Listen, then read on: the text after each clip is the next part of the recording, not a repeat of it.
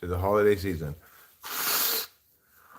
All right, well, it's not really the end. New Year's Day is part of the holiday season as well. So we've got tonight and tomorrow to complete the holidays. And recently I didn't do a whole lot for Christmas, but we did something pretty great for New Year's. That is to say, I did Rachel's makeup, and she looks about as festive and New Year's themed as a person can possibly be. So I feel as though we've really accomplished something here. Now, some of you may be out and about on New Year's Eve, maybe drinking alcohol, dancing, throwing your hat into the air. Typical New Year's Eve stuff. But even so, if you are, take a moment to join us. It's fine. Remember, Jardiance has a big story to tell. You could dance like you're on Jardiance if you want. If I were really hosting an expensive New Year's Eve party, I would hire a dance troupe to do all the different Jardiance dances. That's a creative way of using Jardians as entertainment. Hi there, Sam's Arcade. I'm gonna bring up the chat another tab here. We have headbands. We do have headbands. Yeah, I'll go get those from the car here.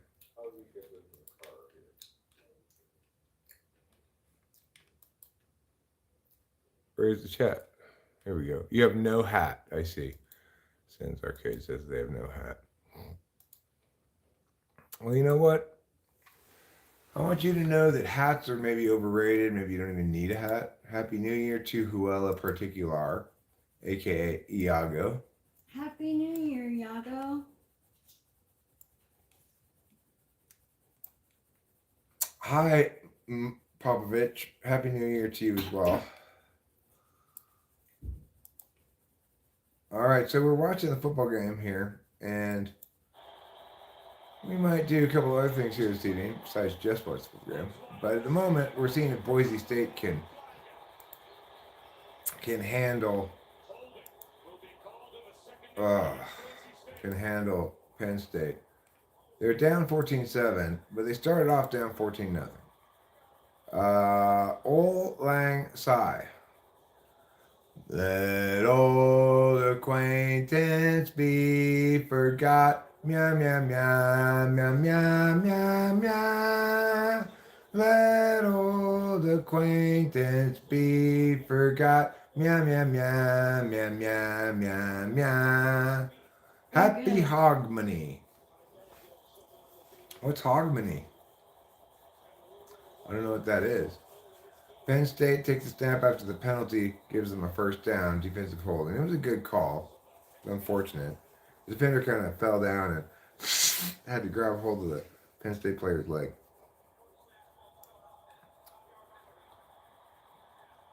But, you know, I don't have that much faith in Penn State as a team like I would if they were playing against, say, Georgia, Ohio State, Oregon. I would think, okay, well, I doubt Boise's got much of a shot. But against Penn State's kind of like not quite that good. They hand the ball off after that first down penalty. And, good for Boise State tripping the runner up. Yeah. Otherwise, it would have been a big first down. Happy New Year, Russia, my cannabis brother.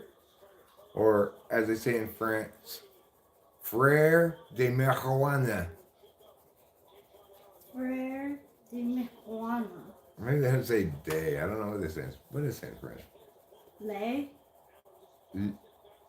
They'd say like Les frères. Cannabinoid, something, you know, who knows what they say. Boy. But regardless, let's smoke some weed. Rachel and I, not only tonight did we do her makeup, but we also had some fun playing some football. Rachel's kind of getting the hang of it. Yeah, it is fun. Thank you for, being fun while playing. Of course, darling. I'm not gonna. As I said during the game, if you start beating me, that's totally fine. No, It won't even make me upset at all. You're good. Well, but I know you're going to get better, and I don't want you to feel like, oh no, I can't get that good, or else Eric will be mad. Good sack, Boise State. Wow, big sack. And he lost a lot of yardage on that one. They snap it from the 32, and they sack him all the way back to the 20. It's a 12-yard loss on that sack. Wow. All right, let's pull some bulls. So I got new bulls at Oakhurst yesterday because these bulls I got here in town have too small a hole. All right, let's go. Come on, Boise State defense. Don't give up a 3rd and 27.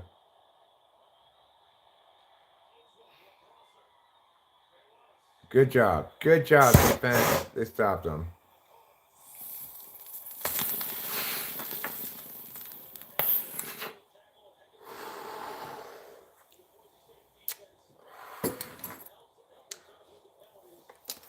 So, come midnight here on the West Coast, wherever you are, it's probably earlier or later than where we are. Probably later. But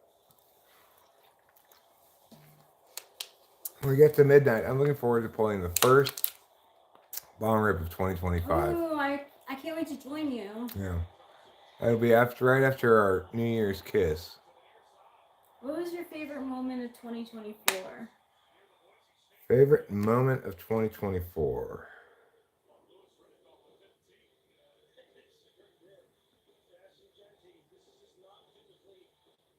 Well, I might have a bit of a recency bias here. Let me try to remember all of 2024.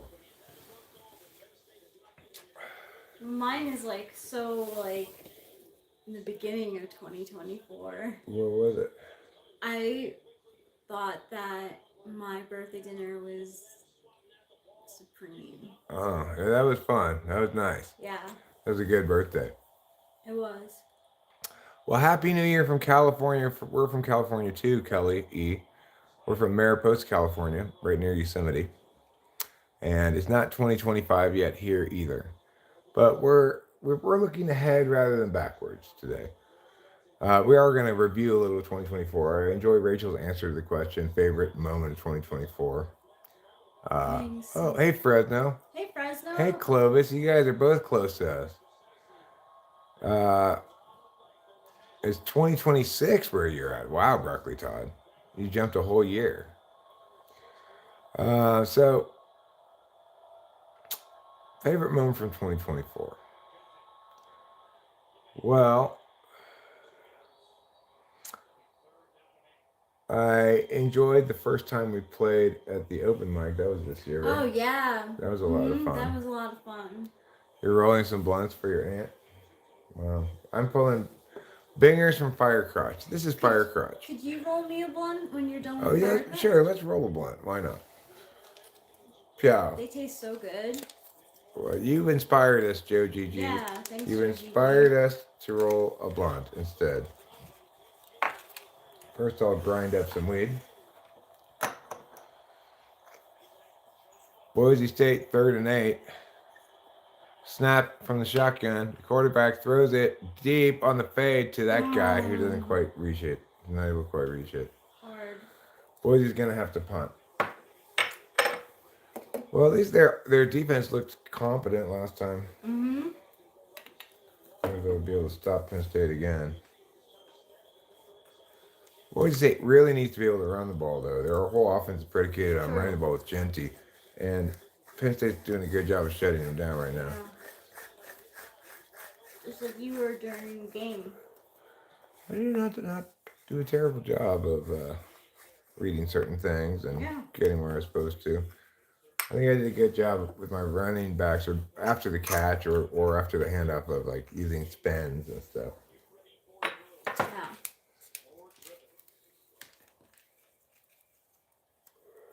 All right. We got this paper here, which is a tobacco leaf.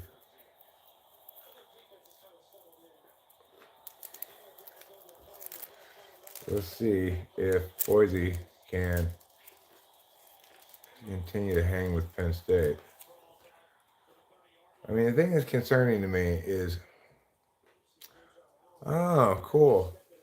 I love your cemetery and have camped on the Merced River for over 35 years. Love Happy Burger, Grace Notes, wind chimes in the entire area.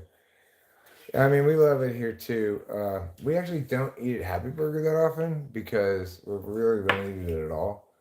Because they only serve breakfast during breakfast time. We're never going to eat that early, really. And often I want to have breakfast when we do go to eat. So we end up going to Sportsman's Cafe, which is pat- between Triangle Road and Darrow Road on the highway. You get off. That's a good place to eat. Um, we live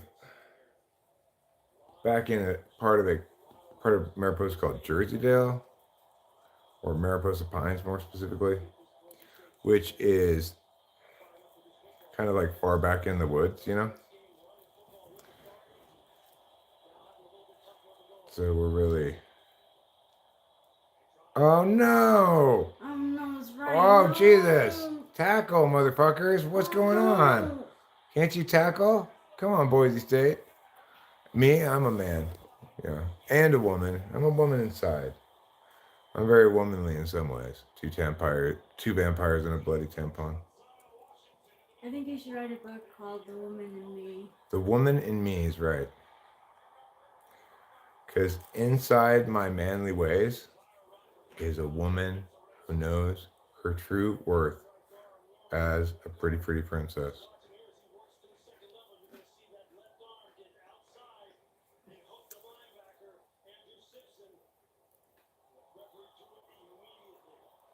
When I go to Sephora, I just get my filthy fingers all up into everything. No problem, vampires. No problem at all. You apparently have voice blindness as well. Yeah. And I understand. I too have a disability. I am a fake deaf person. Do you happen to know a couple named Daryl and Kathy, or Heidi and Daryl and Kathy, Heidi and the names don't sound familiar to me. We don't really know too many people yet. Yeah, we've only been here. This is our third year here. Mm-hmm. We'll be here 3 years as of the end of January. It was so funny. Like at the Christmas party, Les was introducing me, and he was like, "Yeah, this is Rachel and Eric, and they've been here for 3 years." I was like, "No, we've been here for 2." And then I was like thinking about it. I was like, "Oh my God, no, you're right. We have been. It'll be 3 years in January." Indeed. Lance, Hartung, our couch is a little messy. Yeah, I've got my leftover food here, some weed scraps and some papers and stuff. A few things on the couch. It's true. But if you want to see something that's not messy, it's absolutely gorgeous. I did Rachel's makeup tonight for New Year's. Take a look at It's a this. New Year's look, so if you're thinking about doing your makeup for... Yeah, consider that as an option. This is what the fanciest people are doing makeup wise nowadays. So if you want to be fancy, I'd suggest that. Pretty good, huh? All right, now we're going to light this blunt. That's the face mask. You a bad team of Penn State. You gonna get a penalty and be a long down in distance. First and 20. They're only at their own 23-yard line after those two penalties. Unc's so old he owes Jesus money. You know, if I did owe Jesus money, I would hope that he would forgive my debt. Yeah, he definitely would. To be real. Oh, that's offensive pass interference. That is offensive pass interference. See you later, Kelly. You have a great night too. Bye, Kelly E. Have a good night, New Year. It's actually more likely, Matthew Gerner, that Jesus would owe me money, because I don't think he was making a lot once he gave up his carpentry job and started just preaching all the time. He's just still a cop. You didn't expect anything from Jesus, did you? No. I was just like, you know what, Jesus, don't worry about it. It's just $5. I didn't even, when I bought you that hamburger, I didn't ever expect you to pay me back. He loves hamburgers, Jesus.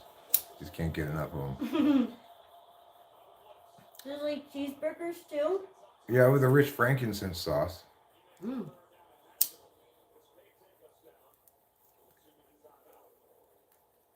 Listen, I am with my beautiful wife Rachel here, my third wife, but what I can tell you is that all of my previous relationships were just me faking. You know, I fake all of my orgasms and my having sex and stuff. So I was a virgin more or less when I got with Rachel. I was a virgin when I got with you. Yeah, she was a virgin too. Even though she was 34 and I was 40 whatever with a child. With my child, I fooled that first wife, and when she thought we were having intercourse, I actually just turkey basted inside of her some jizz. Mm-hmm.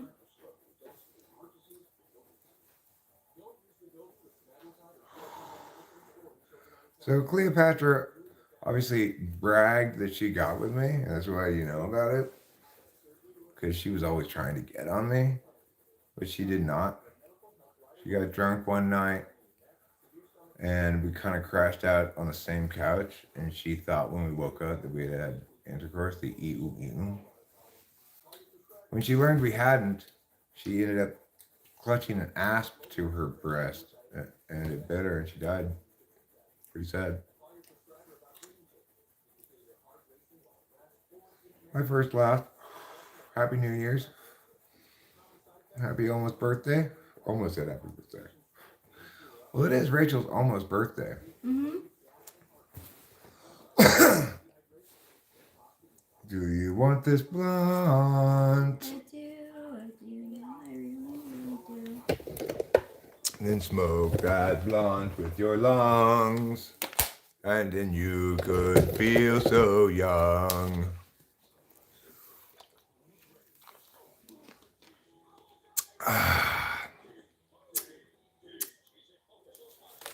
My dad won the family, um,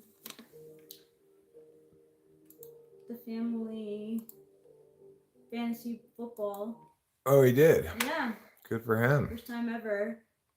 Like, we were known for, like, losing. So for him to win is a big deal. I'm happy for him. I'm glad. Glad to hear it. It's the most exciting news since the legendary Vito Corleone gave birth to his son, Michael. So it's Michael Corleone, the Godfather. Greetings from the official ghost mod of YouTube, Mr. Michael Corleone, son of the legendary Vito Corleone. I heard the third Godfather stinks. What do you think, Michael Corleone? Yeah. That movie featured you heavily. Do you think the third Godfather stinks, Michael Corleone? Or do you think people are just talking shit for no good reason? All right, Penn State has the ball. It is 3rd and 3 now. Very makeable third down. But Boise State swarms to the running back and tackles him in the backfield. Good job, Boise State. Good job, Boise State. They're going to get the ball back. I'm going to give them as much positive reinforcement as I can. Good idea. Well, first, last, you may have gotten nauseous that last time you smoked a blunt, but this blunt is a nausea-free blunt. Mm-hmm. It tastes so good. Go ahead, try it.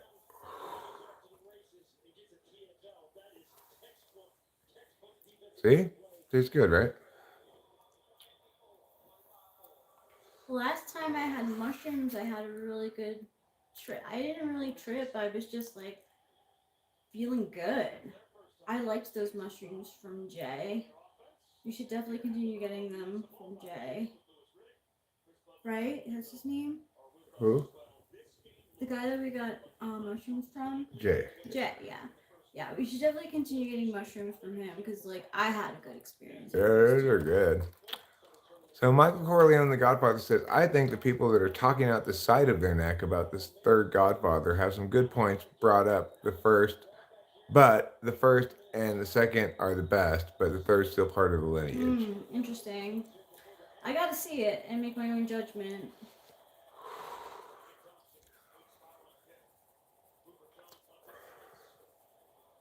Thank you.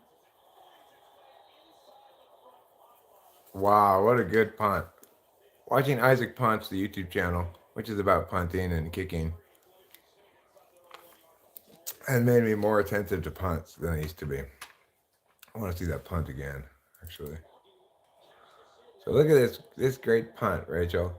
I'm not gonna bother showing you guys because he kicked it from his own 27-yard line or something. It's all the way back there. Wow, that's good. Wow, that is a good punt. Oh no, it went inside the pylon. I thought it went out of the 1-yard line. It's actually a touchback, but that's awfully close. That's as close as you can get to a perfect punt without being a perfect punt.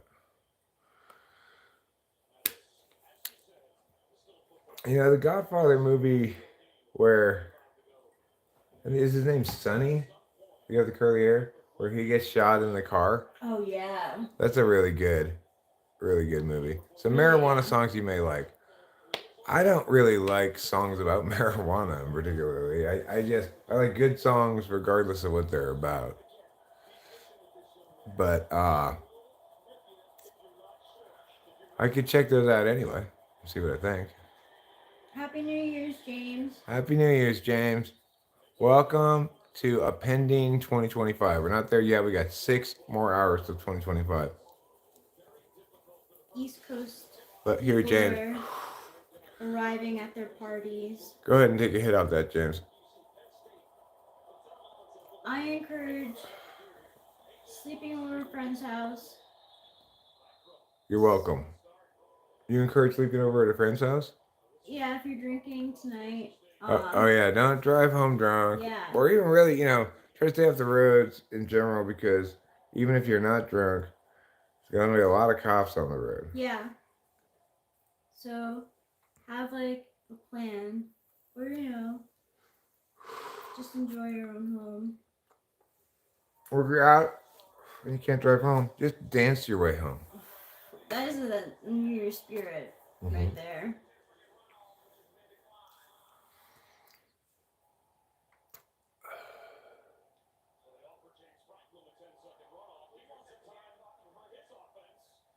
Like, don't even ride a bike. Because you can get arrested. You can get a DUI on a bicycle. My brother Santino was a staple in the family. He made things happen, and Carlos sold him out to the rivals. I do miss my brother, my older brother, Fredo. Fredo disappointed us all so much, didn't he? Yeah. That's why he got the pat on the face. He got the old... My dad considers Fredo to be slow of the mind.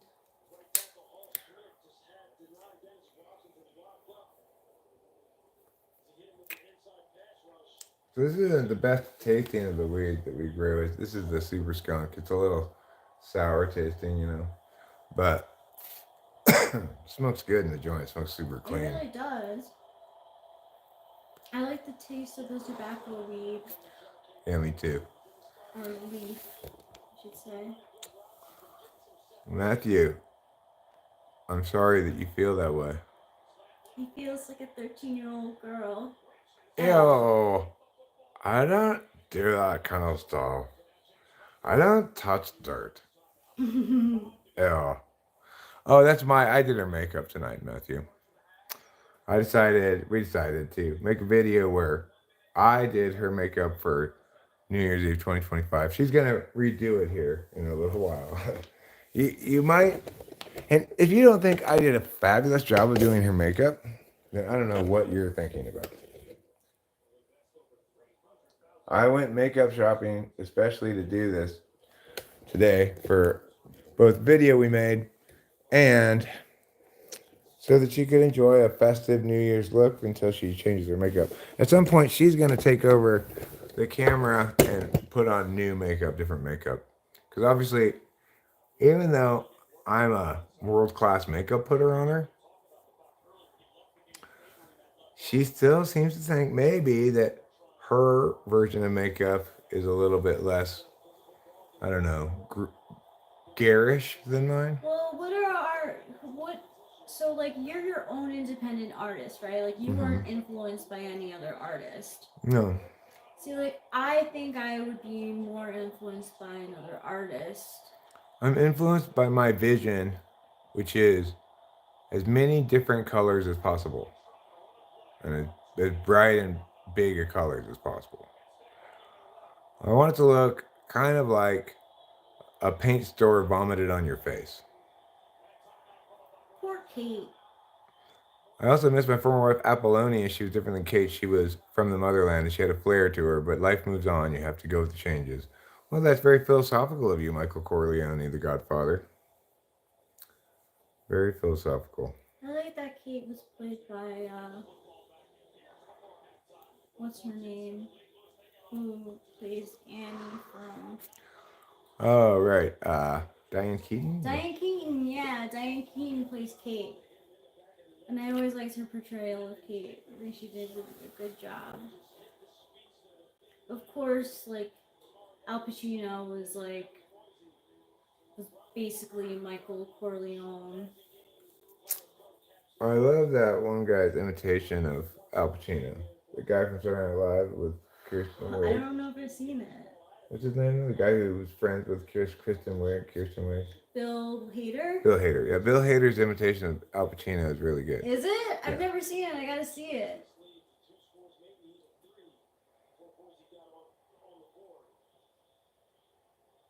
I don't have an Al Pacino imitation for you, unfortunately. Do you have a Vito Corleone? No, but I do have a Drew Barrymore. I'm Drew Barrymore. I'm Drew Barrymore. Get at her. That's what Drew Barrymore sounds like. Is it Talk to My Little Friends? Say hello to my little friends. Say hello to my little friends.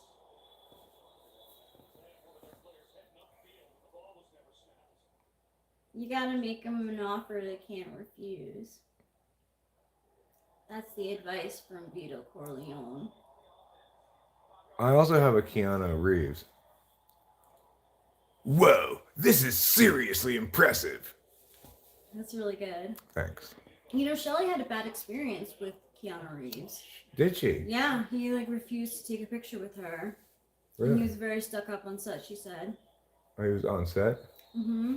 What did she do? I don't know. Did she do makeup? Did she want me to teach her? Probably. Point Break was great. It's been a long time since I've seen it, but I do remember enjoying it. I've never seen Point Break. It's about a bank robbery. Oh. With Al Pacino? It has surfers who rob a bank. No, I think it has Keanu Reeves in it. Oh, I thought so.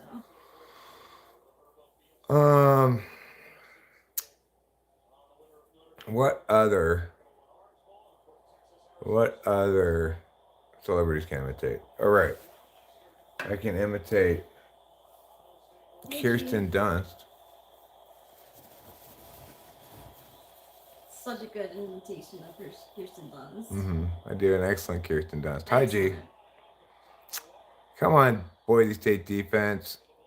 I remember when you did my typing session, you asked me, what I thought of Kirsten Dunst, and I was like, well, I guess she was good in, Bring It On. And you were like, oh, that makes sense. It's probably closest to her personality. I think she was good in Jumanji. She was good in Jumanji. Oh wow, good catch. Good play, Penn State. You can't I know. There's no way you can stop that. Boise State couldn't have stopped that one. Ew. I feel ill about Penn State, I feel ill about Syracuse. Syracuse is kind of an ew college. There was a STI test on there, and yeah. Well, Syracuse. The Cuse. But hey. Arizona State also has a reputation as a slutty school. Oh, really? Yeah. There's a little left. I'm good. You want to just put it out? Yeah. All right, well, Penn State only has 44 seconds left in this half. and we will see if they're able to get within field goal range. They aren't quite. Well, I mean, they're in long field goal range right now, but they'd have to have a heck of a kicker. If they puts in their field goal kicker out from here, then they've got a field goal kicker who will end up kicking in the NFL probably. Who? Have we seen the John Wick series? I'm talking about that if like right now where Penn State is, if they have to kick it from here and this kicker makes it, then he's NFL caliber kicker. It's conceivable that he could make it, but it'd be a long kick. From here, it would be 53 yards, 52 yards. It's a pretty long field goal for a college kicker. Yeah, it is. That's good defense. Wow. Yeah, that is good defense for number 20. Yeah, I've seen the John Wicks. I haven't seen number 4 yet. I want to. We should see that. We should see it. But that ball hung up a little bit and let the defender get his arm in there. He could have called pass interference on that because he grabbed his elbow before the ball got there. Did he? But just by a fraction of a second. Is 2025 in India? Well, you missed the changing of the year. It's still 2024 where we are. We've got almost 6 hours left. Mm-hmm. False start, timeout, delay of game, whatever, something like that.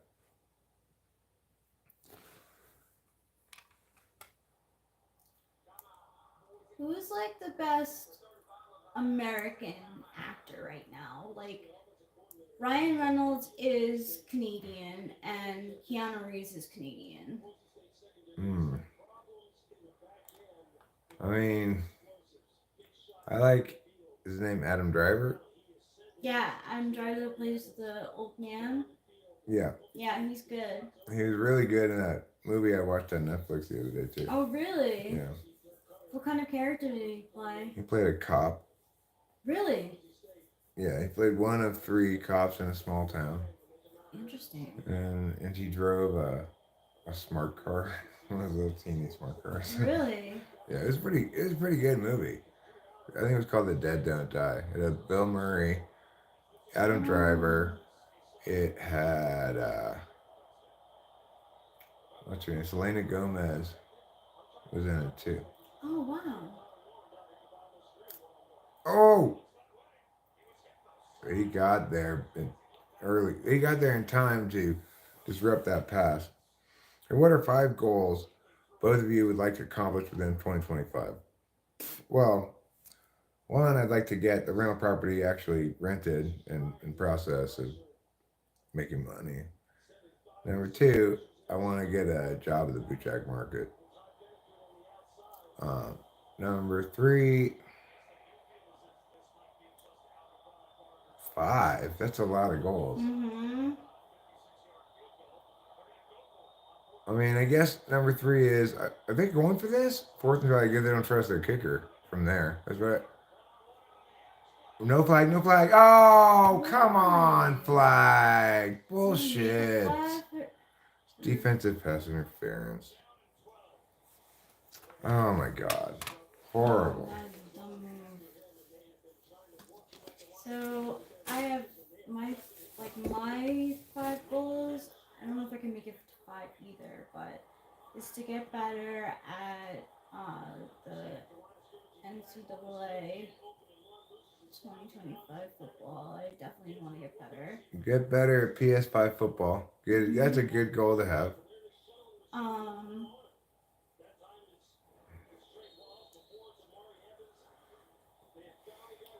Getting the rental running.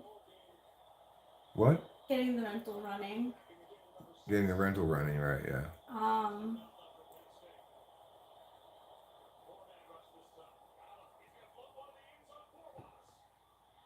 That's good defense. That's good defense. They can't call anything on that. 23 seconds left. 2nd and 10. Maybe learning blackjack with you.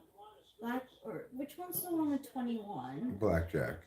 Yeah, I'd like to learn that. Okay. That's straightforward enough.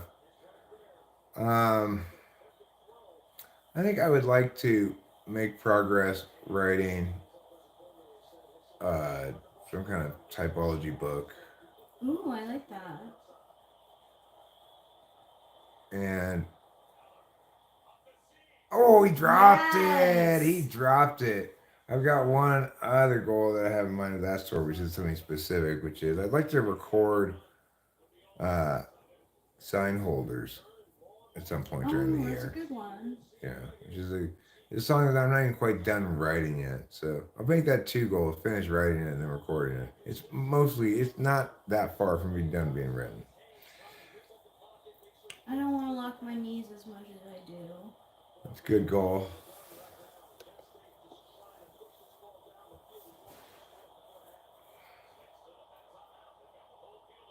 I'd like to win the Nobel Prize in chemistry. Chemistry. What Yeah. are you going to do? I don't know. I don't know anything about chemistry, but I figure if I just throw some chemicals together in a glass, it should be fine. I bet it will. Yeah. I'd like to fly from here over Antarctica and back to here again in a hot air balloon.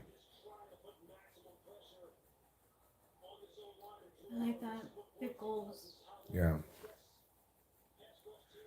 And then after that, I want to invent cold air balloon technology. Ooh. Mm-hmm. Which just uses regular cold air to fill up the balloon and it still floats. And no one's sure how or why. What are some of your goals, Michael Corleone? Yeah, Michael Corleone, what are your goals? You'd like to pee off the ledge of a hot air balloon. That's a great goal, Alexander. I don't know if it's a goal so much as it is a wish, but that's fine.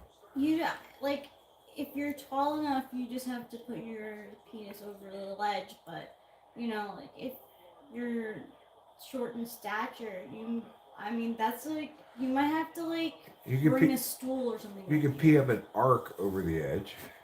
That's true. You don't have to pee down. Yeah. He's got it. That's good. That's a good field goal. All right, horrible Penn State. You're up by 10 points. Good for you. Well, that's going to bring the first half of football to a close. Rachel, are you still eating? What? I was going to say, would you like to set up to redo your makeup? Yeah, let's do it. You could jump pee. So you're going to jump up in the air, and pee. But you're going to fall back down to the basket, right? So I'm not sure how that's going to help. You have to just squirt one squirt of pee every jump up and no squirt of pee when you are on the basket ground. That's actually like a very challenging goal to have. No sage says I'm tall enough to pee onto a hot air balloon. Well, that's true if I'm in a hot air balloon that's above another hot air balloon. But not from the ground. No. I'm not that tall. You can use the hot air balloon that's underneath you as a target. Yeah. They should have a sport called hot air balloon urine dueling. Where two teams maneuver and try to make their hot air balloon positioned so that they can pee into the people in the basket of the other hot air balloon. If it was a movie, turned into a movie, the streams would cross and then their lives would be changed. Well, instead, what happened here? No Sage schooled me. No one said the balloon is in the air. Checkmate, debate master. I have been officially schooled, and I must say, boy, you have really taken me down a notch, as I so richly deserve. Maybe attach a portable hose to your thigh and pretend to pee? Why would you do that? I mean, you could attach some kind of like rubber tube to the end of it so that you could point it like this. Yeah. You can use your arm, put it over here, try that, do all that stuff. That would be helpful. Yeah, assuming you have sufficient pressure to get it all the way up to the top of the tube, which is going to be at your arm height, which is obviously above your waist. This is so dumb. I've only got one leg, but I'm gonna wrestle, even though I only have one leg. Based on the incredible true story. How Oh, can J-Lo. one leg can't jog? He only has one leg. What a horrible movie. Oh my God. Oh my God. No, no, no. I show one leg going jogging with the team and he's on crutches going up this hill. Oh my God. How ridiculous. How horrible. Horrible, horrible.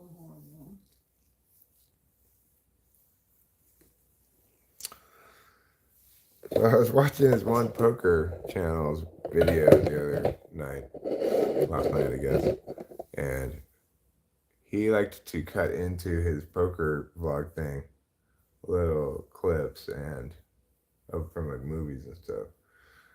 So he said like, but then just like when Brentwood Academy was down 2 players in the basketball championship, and Aerobics came and saved the day. This card came and saved the day and showed a clip of Aerobics, and that movie looks so ridiculous. The whole team looking all sad. Their players are injured. They both get injured on the same play. What it do, 999? What it do? Right?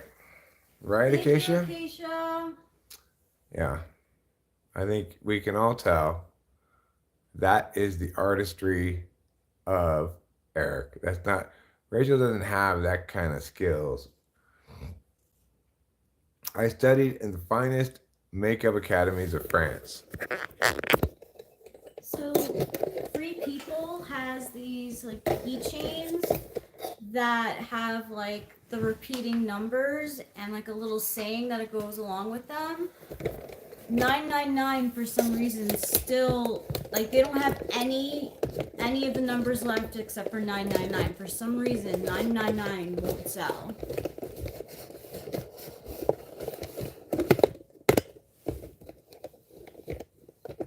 $999 means a salty brine. Is that the same for 999? Well, Acacia was suggesting what it do. Well, I think 111 means the time has come. Oh, I like that. 222, there's much to do. 333, it's all about me. 444, let's go out the door. 555, thrilled to be alive. 666, it's time to nix. 777, All good children go to heaven. your bread is leavened. Mm. 888, succumb to hate. You don't want to see 888. And 999, what did I say before? Also, 8 is the one that wouldn't be sold that much then. 999, everything is fine. So 999 is good. That means everything is fine. Now 666 means nix, nix, nix. Means you need to cut shit out of your life.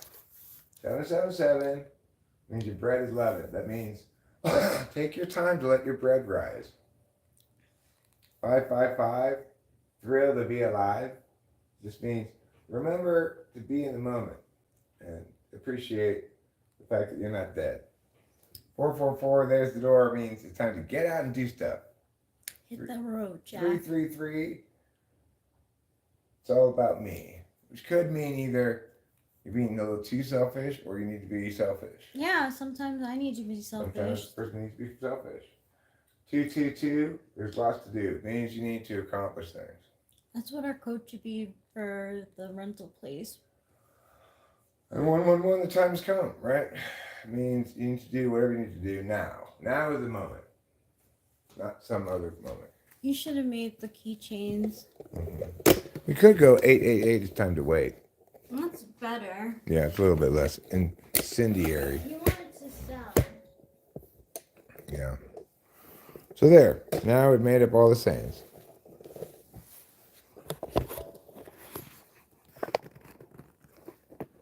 111, time for fun. I like that. That one's fine too. That's good.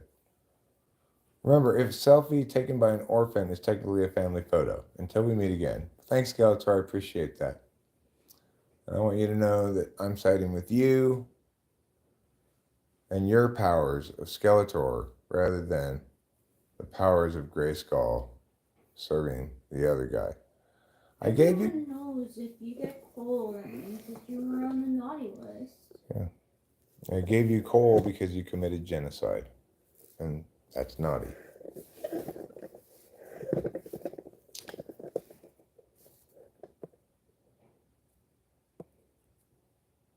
Bruh. Well, hey, that's your decide. You're the one who said you commit genocide. How many millions of Estonians did you wipe out? You naughty, naughty genocider. 4 million Estonians? That's 4 million too many, sir. Yeah, I think you know what we're talking about, X before YZ. Am I a time traveler? I'm not a time traveler, but I am a time anticipator. So I'm anticipating that I'm going to see midnight, that, there's not going to be an apocalypse that destroys everything before midnight. I think we're justified, though, in what you say, that we should be, the media should be more, honest about that meteor that is, extremely close to us. Oh, yeah, Apophis. So,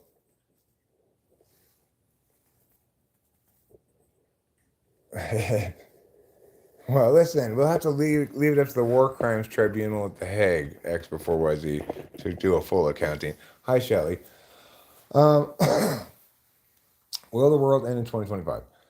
Here's the thing. It might end April 13th, 2029, or not really the world end, but substantial chaos and catastrophe could happen April 13th, 2029. And the reason is because there's an asteroid, a fairly large one, that is, according to NASA, going to pass 19,000 miles away from Earth. Here's the deal. If you look at Google News and you get articles about asteroids and stuff, as I tend to get them because I guess I click on them, you'll note that, well, let's look at Google News here right now and let's see what we see about this. And I'll demonstrate my point. Yeah, Miles. Miles, what did I say? Did I say something other than miles? No, okay, should put Miles in quotation marks. 19,000 miles. Yeah, it's true. So I'm going to go to Google News. I'm going to type in asteroid.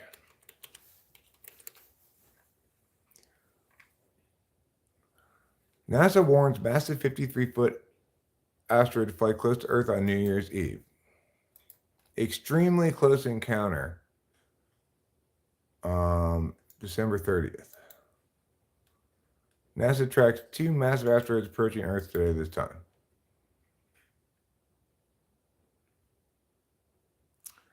So let's look at this one. This one is a massive house-sized asteroid set to come close to Earth on New Year's Eve today.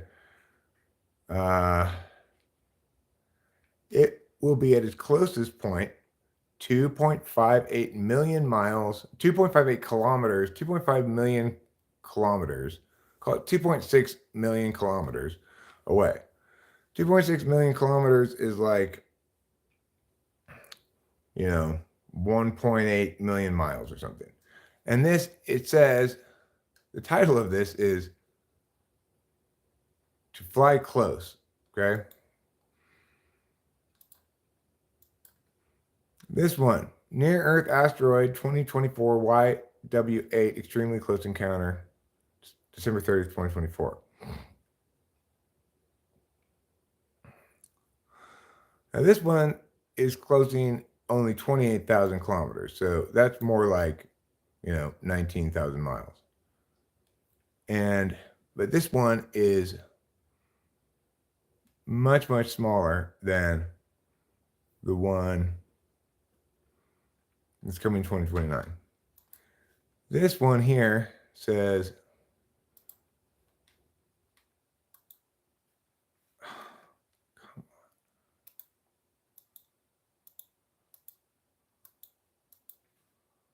This one says 2 asteroids near misses.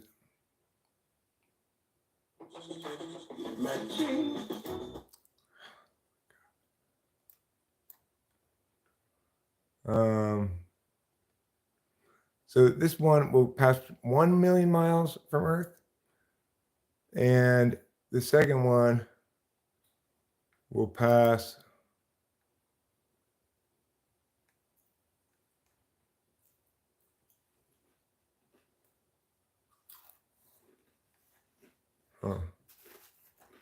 I guess they're both about 1 million miles away.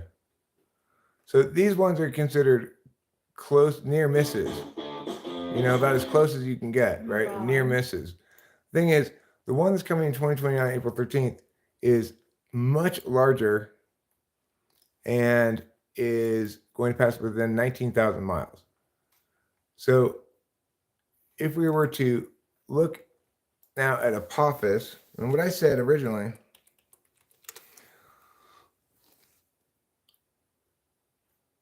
collisions could increase chance of god of destruction asteroid Apophis hitting Earth. So originally they told us there's no chance of it hitting Earth because it's going to miss by 19,000 miles. But the thing is, what it says here in this article, published in September, is a chance encounter with another asteroid or space junk near Earth, or an unexpected result of the gravitational pull of Earth in terms of breaking it apart, or a lot of different things, right, could steer it into Earth itself.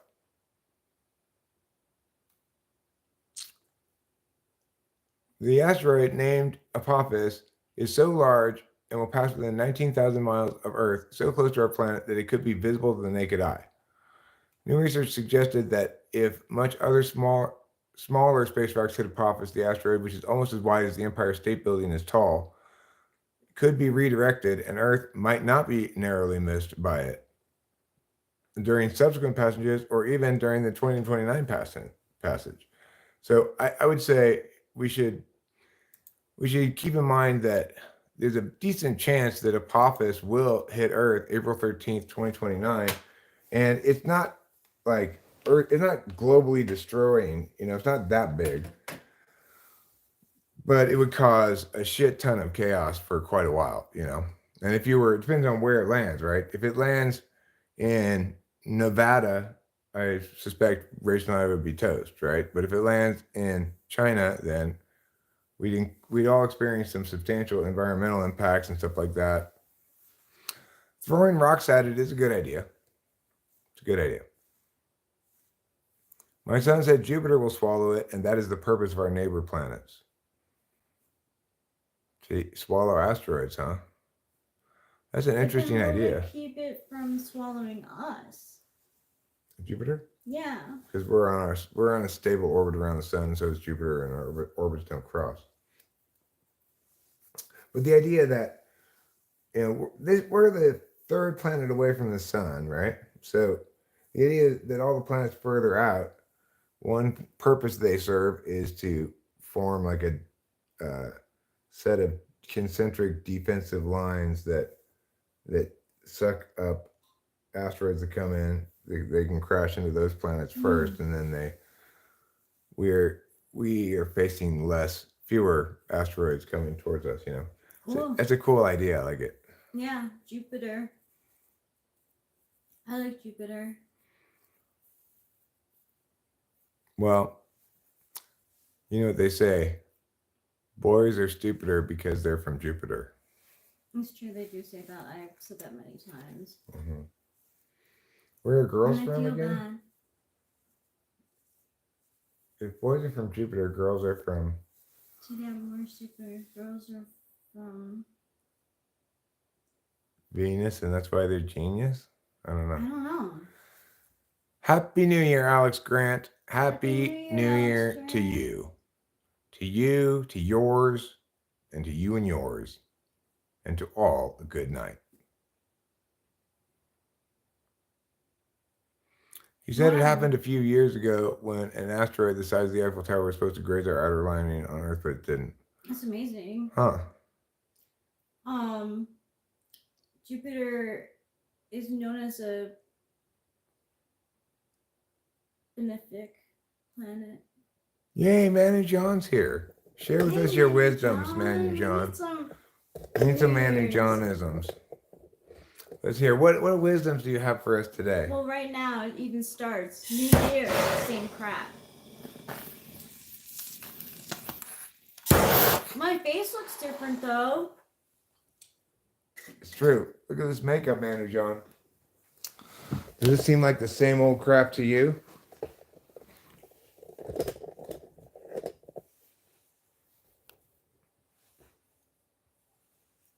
I don't think so. That's a real makeup master's makeup job that I did. All right, everybody who's here, all 5 of you or whatever, let's try to come up with our best wisdom for the new year. We want everybody to remember and benefit from our wisdom.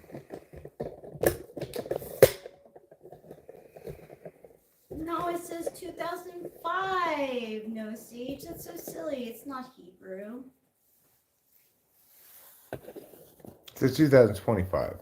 Oh yeah, 2025. I keep on doing that. I forget the 2. You might be seeing it backwards, no Sage. It might be mirrored.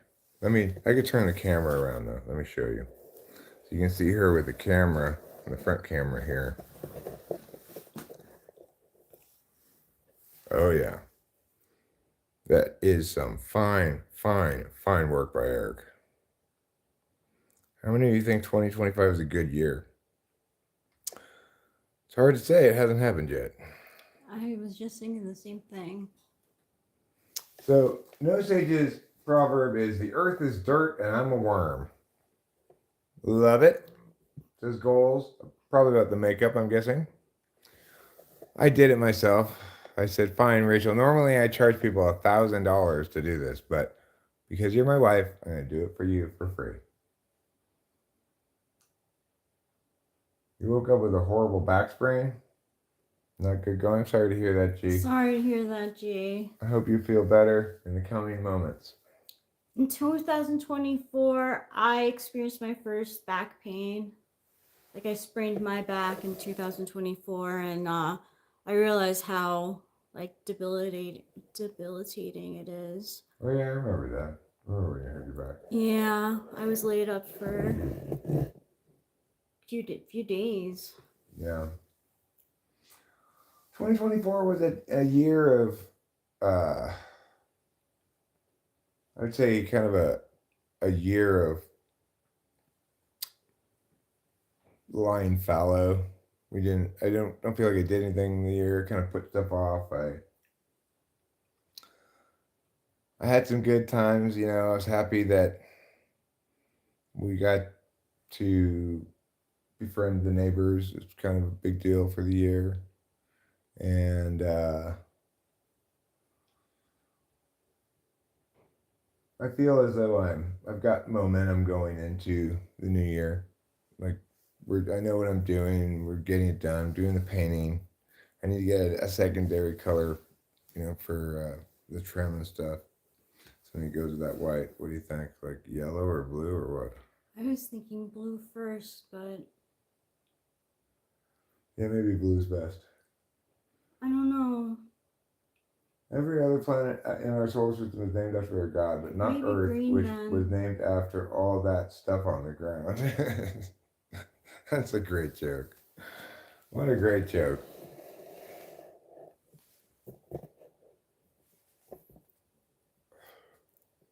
That is a great joke. Thanks for sharing that, No Sage. I think maybe green. I think Acacia hit the nail on the head with green. I think that my wisdom for the year is try to match up with the rhythms of life. Oh my god, I feel like that would be such a daunting thing for me. Oh my god, it depends on how you look at it. I'm looking at it as kind of understanding that the flow of life is made such that I'm moving into a more get shit done, get a job kind of a phase rather than just sit around and wonder what's going on. Uh, but I don't know. How did you interpret it? The rhythms of life. I mean, I feel like since I had the infection, when I had the infection, I like was way out of step. It was like it also like coincided with um daylight savings time. I was all fucked up with my sleeping. But yeah, lively cuts with the new look for the new year. You know what they say, new year, new you. Yeah. New life experience, new reality. I like your profile picture, Shelly. How do you feel? She asks. How do you I feel feel now? much better now. I'm on antibiotics, so it's been helping. I Ma- like. Go ahead. No, I'm sorry, you go. Manny John says, "Don't want to scare y'all, but 2025 is a very complicated year." Really? So what is the reason behind that? Yeah. Why is 2025 complicated? Oh, it's cute. What is your Me husband's and my name? husband.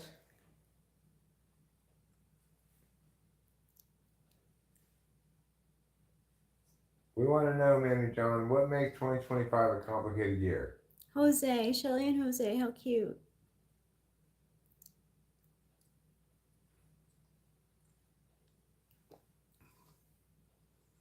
I'm like impressed by the performance of the fuchsia lipstick. The other one is lasting. It's like staining a bit. Brown. Yeah. No, I didn't know you made a You Manny made John a podcast. Manu John podcast? Oh, I wish I could see what his message was. We retracted it. Oh, I want to see it. I want to hear your me Manny John too. podcast.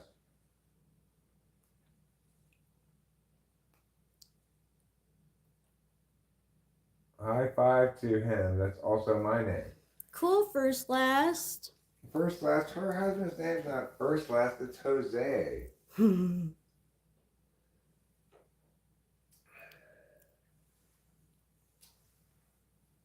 Please do look forward to Keisha. I've got to hear this Manny John podcast. I need to know.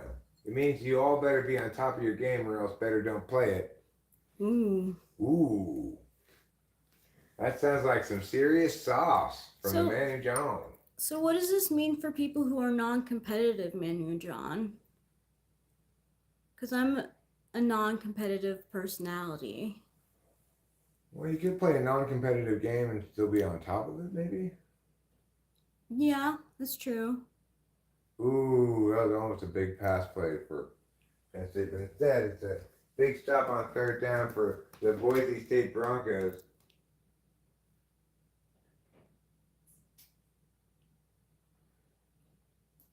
Yeah.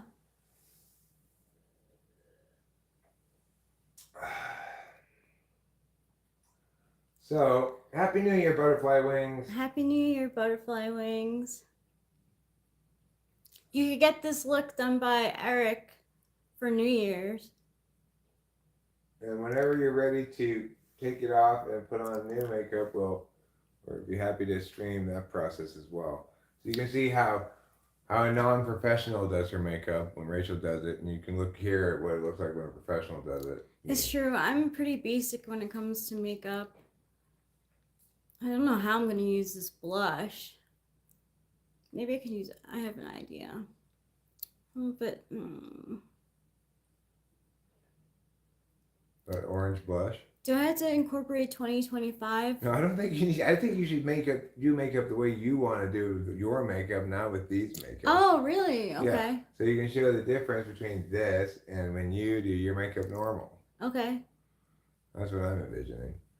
You need me to get you some like towel to wipe it off or something?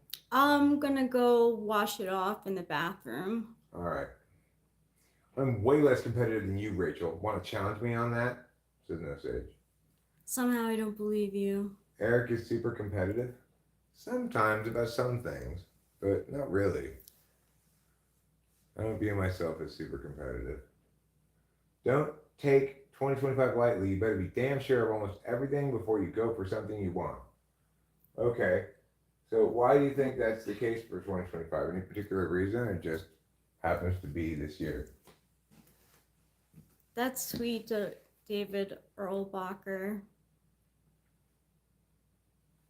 And Boise State drops back to pass, scrambles from the pocket, from still behind the line of scrimmage, makes the throw downfield, and finds his receiver number 9 for a big gain and a first down. Good job, Boise State. Good job, Boise State. Way to keep fighting. At the beginning of this game, it looked like Boise State was outmatched, and they were going to get blown out. I thought so too. But they've stiffened, you know. Mm-hmm.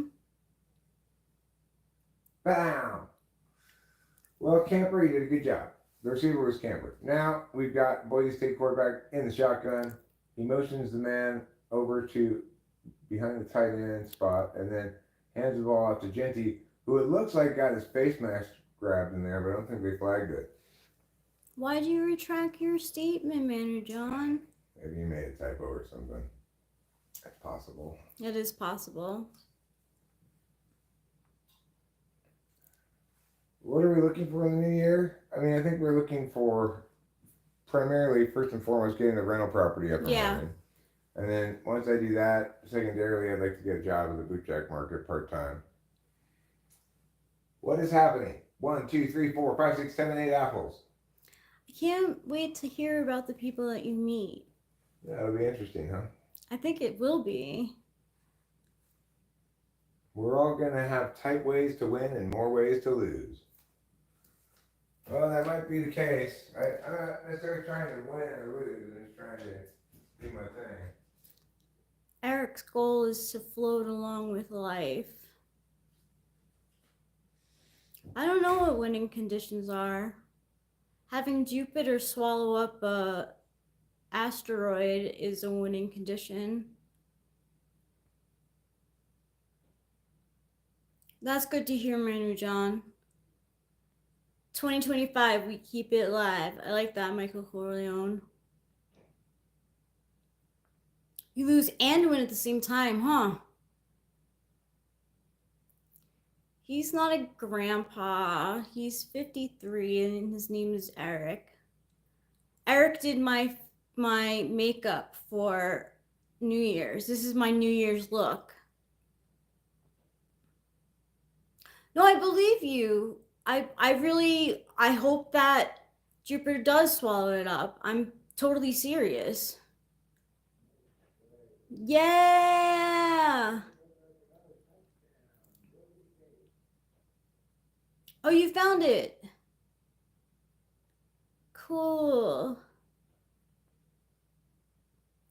Cool, Shelly. It's good to know.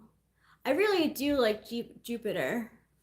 Great job, Boise State. Right? That was wide open. Touchdown. Look at this.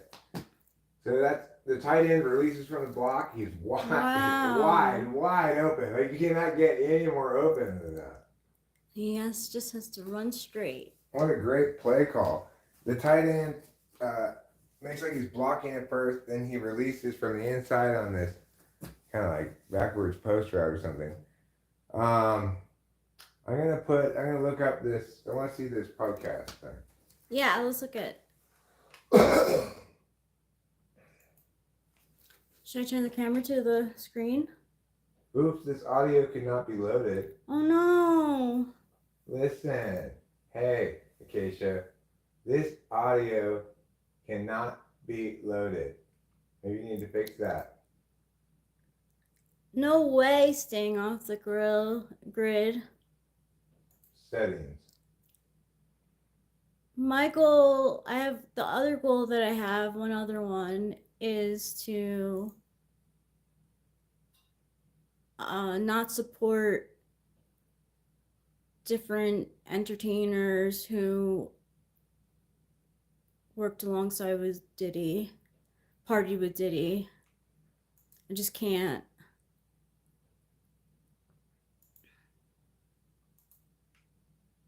We know what Jay-Z's arguing now in court. No, what is he arguing? That she can't sue him because basically the statute of limitations has expired. In other words, it happened too long ago.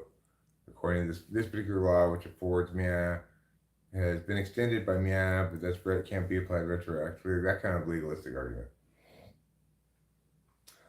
which you know, in a real world where he's being meaningfully held accountable, if he's innocent of this, he wants this to go to trial and prove his good name, but he's not innocent of it, and that's why he's trying to get out of this any way possible.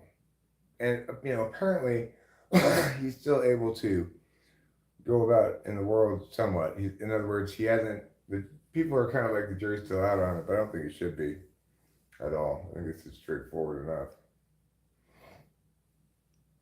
I agree. So if you think are not good enough, then slow down, take some time off, and get ready by preparing soundly and attack everything with everything. Attack with everything in 2026. It's 2025 though.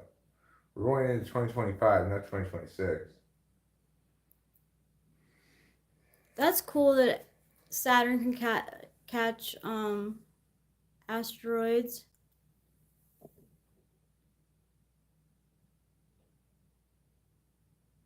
No, I mean, if I were applying it universally in this age, I would say um, that's not necessarily the case. But when you're talking about a civil charge like this, it's not a criminal charge. Remember, it's a person who's an adult woman now suing for abuse she suffered as a 13-year-old. Um, Given the heinous nature of the abuse and the close relationship with Diddy, we as a general population don't need to uphold the same kind of strict standard we would as we would if we were jurors. Now, if you are facing prosecution for something, it's depending on what it is. It's like, but probably it's a better idea to force a jury trial in general. I mean, it was a good year for exposing truths. Yeah, it was. I'm happy about that. Well, 2025 is not for everyone, but everybody has to go through it. That's a great managionism. I appreciate It it. is. 2025 is not for everyone, but everyone has to go through it.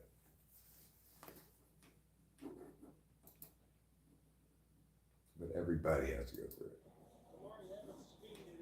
So this game is turning into a good game here. Good job, Boise State, for proving yourself up to the task. Right? I'm excited about that. Yeah, it was a tie. We'll call it a wash in this age. I would say, like, You should have just beat the bishop or choked the chicken. Not if you're dead. Not if you're dead? I don't know what that's referring to. If I were dead, then obviously I wouldn't be concerned about this stuff. Fortunately, I'm not. And one of my goals for 2025 is to remain alive. I'm welcoming 2025. My grandee will be born in June. You got a grandee coming, huh? Cool. Do you know what kind of grandee? Boy or girl? Or you don't know yet? What's the man of John lore? Man of John says, drops wisdom. He just drops wisdom. And it's like those of us who are here to witness it sit in awe. He says amazing things like, well, 2025 is not for everyone, but everybody has to go through it. I mean, aside from doing kids and the sex trafficking, Diddy's party sounded fun. Like, I'm not gonna buy from Abercrombie or Hollister anymore because their CEO is like doing the same shit as Jeffrey Epstein and Diddy, so. What does that say? Is that a message? I think you got it too, maybe, or something. Must be a group message. It's from Acacia. Oh, cool. Oh, does it have that thing? Yeah. Well, could you pull it up on your phone so that Sure. you're gonna have a gender reveal? What if the gender reveal comes out, turns out that the baby's transgender? I was gonna say an animal, like a panda. Or an animal. What if it turns out if your daughter or daughter-in-law is having a giraffe? Twins, a giraffe and a panda. Oh my gosh. What would you do then? What would you do then? Where'd it go? Welcome to another deep dive, but this one's gonna be a little different. Oh. Yeah, instead of like, academic papers or historical accounts, right, we're exploring Manny Jonisms. Interesting. It's like imagine fortune cookie wisdom with like social commentary. How did you make this? Okay. Did you use AI to make this? Yeah, because that's whose voices are those? All right, push play. Let's see. The collection of sayings. Gotcha. Some with emojis and everything. Wow. So get ready for like a mental workout. Okay. That'll challenge how you think about things. So what we're dealing with here is not like a unified text. Right. It's more like a mosaic of individual thoughts. Yeah, it's like we're piecing together a puzzle. Exactly. Like we're getting a sneak Yeah, peek it's into weird. I can someone's tell it's AI. It's not quite natural. And even though these Johnisms stand alone, right, we can group them into themes. Okay. To understand.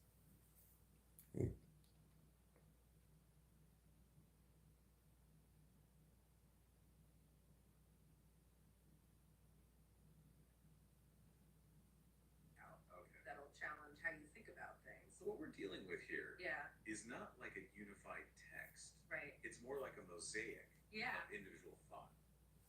Yeah, it's like we're piecing together a puzzle. Exactly. Like we're getting a sneak peek into someone's mind. So you upload the Manny Jonism document, and it even just though makes a these podcast out of it, Johnisms huh? stand alone, Right. we can group them into themes. Okay. To understand Manu John's worldview. Gotcha.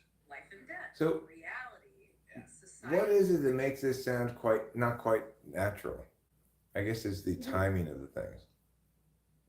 Yeah, like the way that a sentence would end, the way that he said "wow," like it was just like "wow." Okay, so what you're saying is, man, wow, man, it's got this kind of constructed yeah to it. Keep going. Okay. All with a good dose of humor. The humor is key. I Yeah. think. It makes these profound ideas easier to digest. Yeah. It disrupts our expectations and makes us see things in a new way. Like this one about life and death. Okay. Life and death are not 2 points. It's all living as long as everybody gets extinct. It's like he's suggesting that life and death aren't opposites, Right. but part of a continuous flow. That's a concept that resonates with existentialist philosophy. Oh, really? Yeah, the idea that existence precedes essence. Okay. That we define ourselves through living, Right. not by some. There's too much commentary. I want to hear more Manny Jonism. So it's less about the endpoints of life and death and more about the experience of existing. Exactly. Whatever. Oh, it went kaput again. Yeah, it keeps on happening. I don't know. Whatever. That's fine. I don't need to listen to the whole thing. It's got too much AI, too little Manny Jonisms. Needs better editing.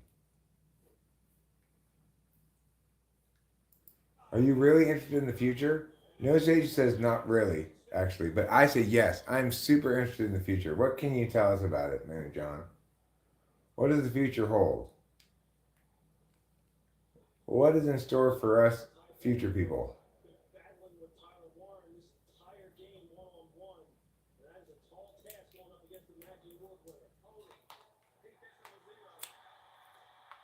Come on, Boise State. Yeah, let's go, Boise State.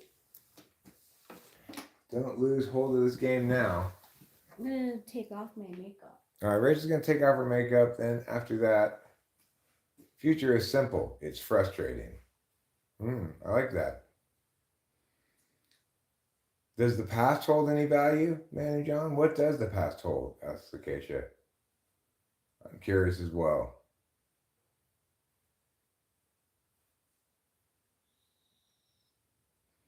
That's a false start. That's a false start. You can't play it. It's a player football with a false start.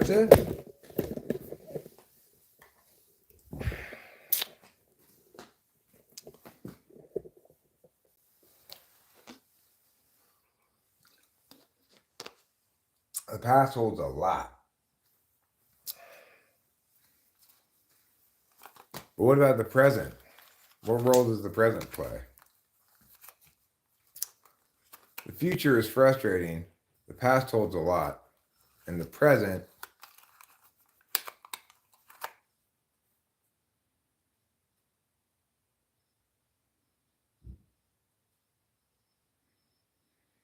The past is great. I wish I could live there. I'd enjoy all the redacted. Are we living in a simulated reality? We are just pawns for someone's entertainment. The present is always defeated by the past, and the future is frustrating. Good to know.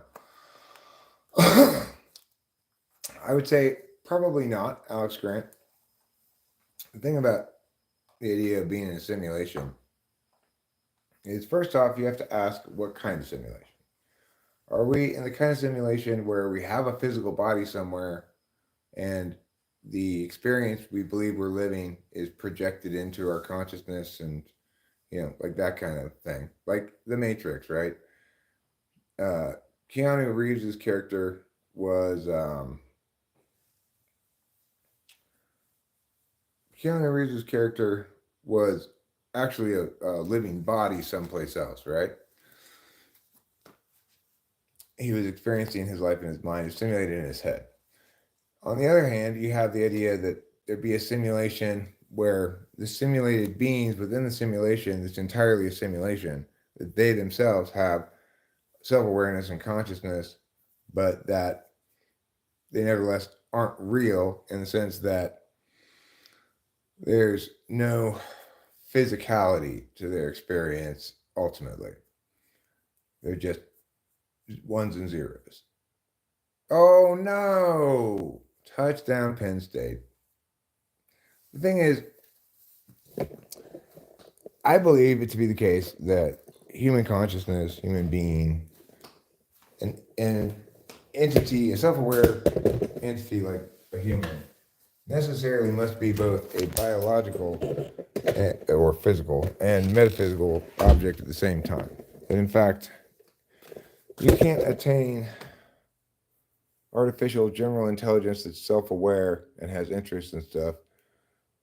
It has to be grown and it has to have biological aspect to it to ground those interests in a single body. I think we know how to reproduce human beings, and that's by having sexual intercourse and making babies. So the thing is, if we were in a simulation that didn't have any kind of physicality to it, then we'd have no way of knowing, right? It's like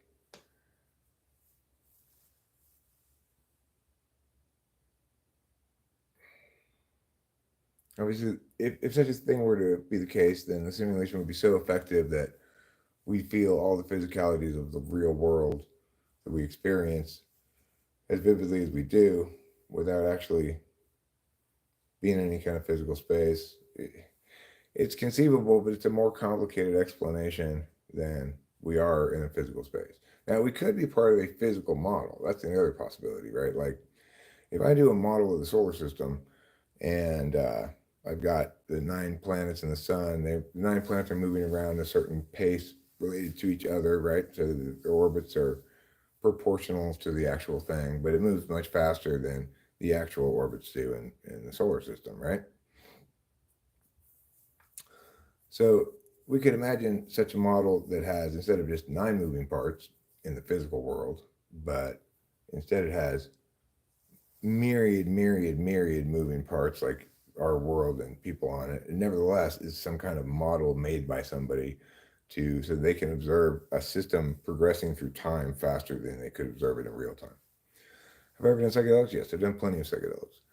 When was the last time you did acid? In Laverne. So the majority of people are losers, says Matt. You could kind of call the people who don't defeat the present with the past as the winner, but it's still too much to deal with. So the people who do defeat the present with the past are the losers. Is it a zero-sum competition? The average person technically believes that we're in a universe that's simulated because that's what the apparent way the world works, being simulated in our own brains. Well, I mean, is it simulated in our own brains? The thing is, you might say, like, the things we see, our understanding of, like, objects in space as we look around, that our brains construct visual data in some kind of a usable way. but does that necessarily mean that it's simulated? I'm not sure about that. We can simulate the world in our brain. We can, play pretend and imagine ourselves riding a rodeo, something like that. But I think as we generally move through the world, we're not simulating it. We're just experiencing it and making decisions within the world and so forth. We have an easy way to distinguish between when we are pretending or imagining in our head something happening in the world and when we're actually awake, walking around and looking at stuff. There's kind of this intermediate state called dreams, which we're not necessarily aware that we aren't in the physical world, but represent a model of the fact that we can perceive ourselves to be in reality when we're not, just by virtue of our imagining of things. But the thing is, that's kind of a necessary part of the entity called a human being too, is the idea that we sleep and our consciousness and our brains do various things while we're sleeping, etc. We can clone humans. Does that mean we are gods? No. It just means we can clone humans. Even if we were to clone humans, though, it's not like I could step into a cloning box and then I step out and now there's two of me and we both have beards and everything. It's like you can make a new baby clone, but you can't clone somebody at adulthood. I don't think the Chiefs are going to win it this year. I don't think so. I'm going to go for, either the Detroit Lions or the Minnesota Vikings. I think either of those teams could win it. I think either of those teams is more likely to win it than the Chiefs, who've had a lot of tight squeeze games, a lot of close calls. Yeah, the Chiefs have a good record, but they haven't necessarily looked dominant in the way that the Lions and the Vikings have. Bet against the Chiefs at your peril, right? It seems like Mahomes finds a way to win. And the handoff goes to Genty. Now the Broncos of Boise State are down by 10 points.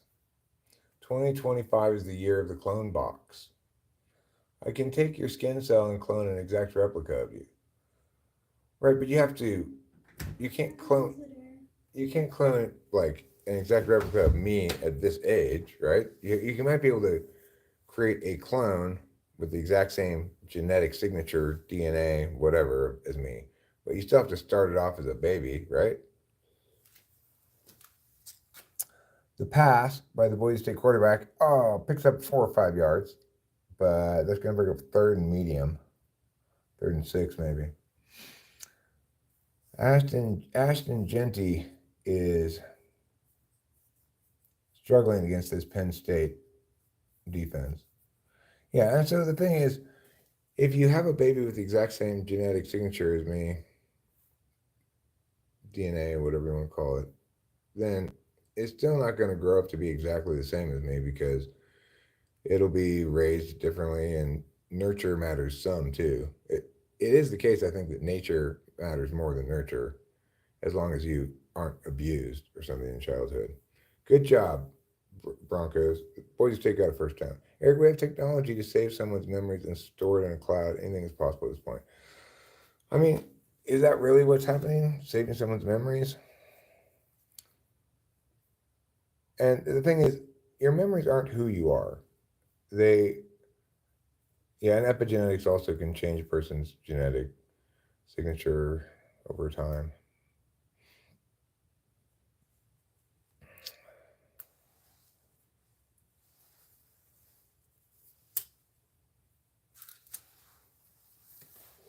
So the thing is, the idea of cloning and stuff like that, that's all biological. That assumes that we're, in fact, not in a simulation. I mean, you might be able to do that in a simulation, but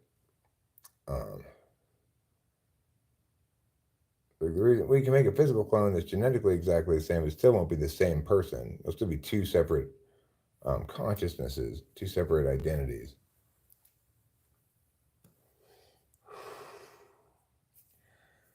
And, people imagine that something of yourself can be saved and uploaded to the cloud and stuff. There's no way that that's not the same thing as transferring your consciousness, right? In the same way that if we had an identical clone of me, it would still be a separate person with its own identity. So too, even if you could generate an entity that has the identical metaphysical composition as you and your self-concept and you and your, public persona and so forth, it still would be a different entity. Even if you could attain self-aware consciousness in that, it would still not be you.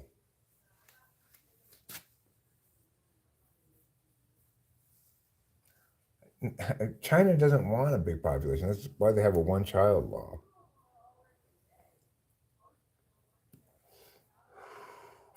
"2025 is simple.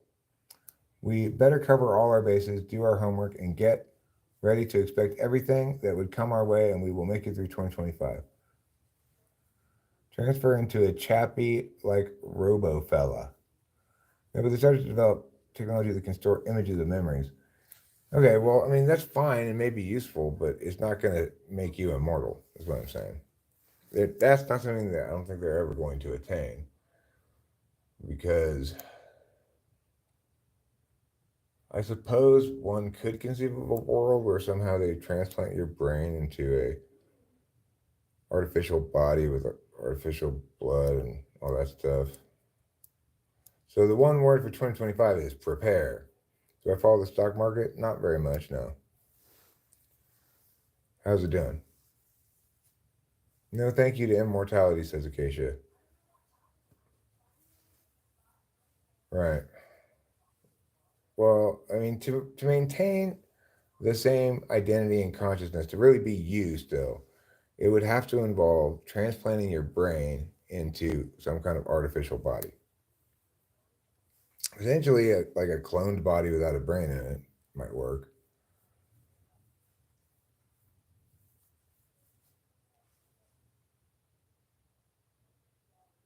That's like saying you can make a copy of a Blu-ray disc while it's playing and burn that onto another Blu-ray, then put that disc into a PC without Blu-ray player and expect it to work. That's kind of, I guess, that's an analogy. I'm not sure it's really like that, but what I'm saying is that people aren't like information packets that you can burn onto discs. We are both metaphysical creatures that have our memories and our habits and our inclinations and our free will and so forth, our language, but we're also physical beings, biological beings. And while it's conceivable that you could transplant a brain into some other kind of artificial body and still be you, because that's where you are, presumably, I don't think it's possible to do that without the actual brain.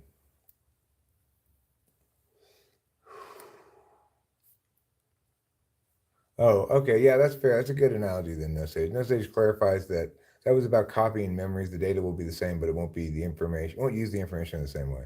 Right. Right.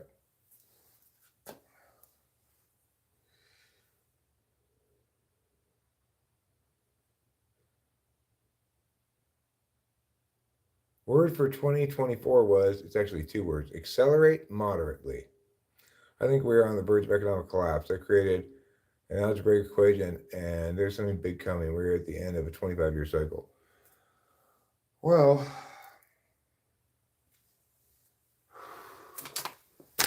how do you recommend preserving wealth through said collapse?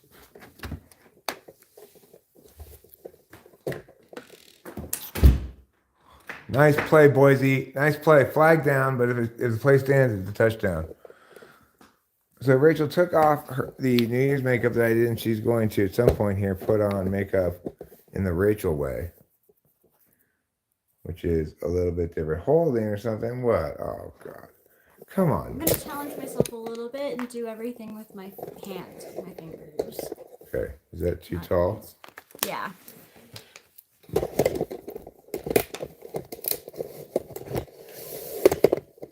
Perfect. Let me keep this up. This? Yeah. Thank you. You're welcome.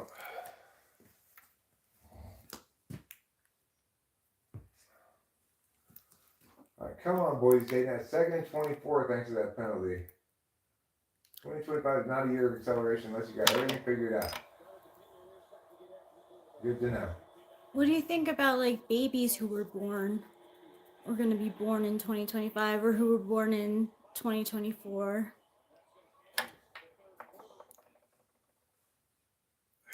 Chrysanthemum.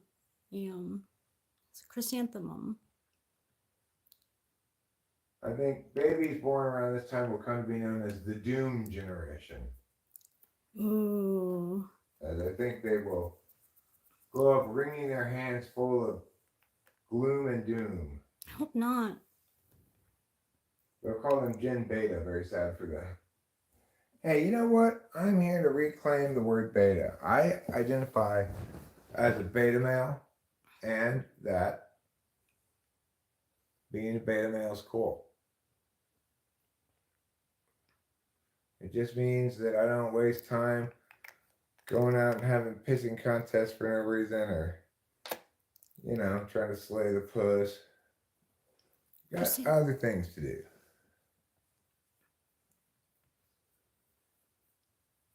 That's literally what they said in an article recently. Chrysanthemum is the word for 2025 because it's a pretty word. Chrysanthemum is a fine word, I guess, but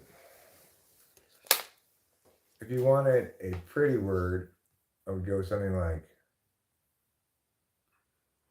panoply. This is not a good shade match for me, but it's okay. I'll work with it. Maybe you could mix a little bit of bong ash in with that to darken it. Yeah, that would darken it.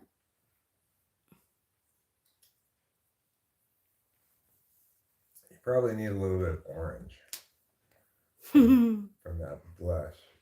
Yeah. Tell me, how am I correct? I want to listen.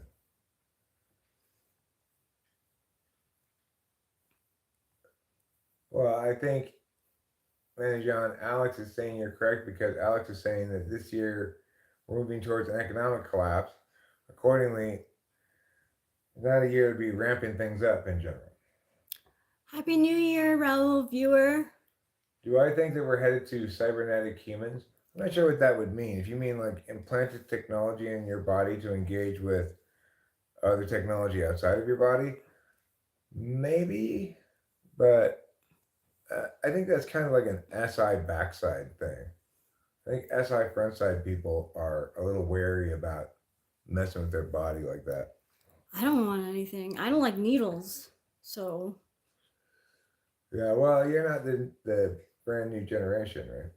That's what being asked about, is whether they're going to embrace this idea. It's a year of preparation.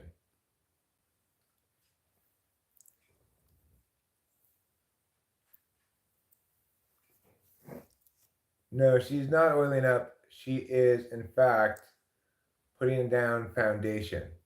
I don't have anything for my brows, so. Would you like me to get something for you? You want to use this? It's gray, but we'll try it. Sure, give it a shot. Oh shit, that's really dark. Look at that. That's fine. Looks good.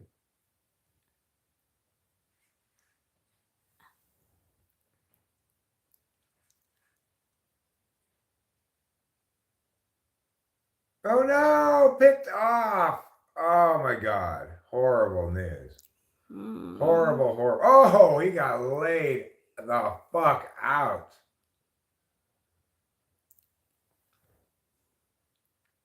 More importantly, 2025 is to make most of us somehow realize to slow down. I think I'm slow enough. I wouldn't be opposed to having something like a calculation system implant. Well, you know, it would be kind of, one imagines a world where you got the chip on your debit card implanted in the top of your wrist or something, and you just push it up against the thing and it takes the money out of your account, you know? And it's the everything bubble, says Alex Grant. Inflation will never come back down to zero. It won't be QE like previous years. We could have a 10-year bear market.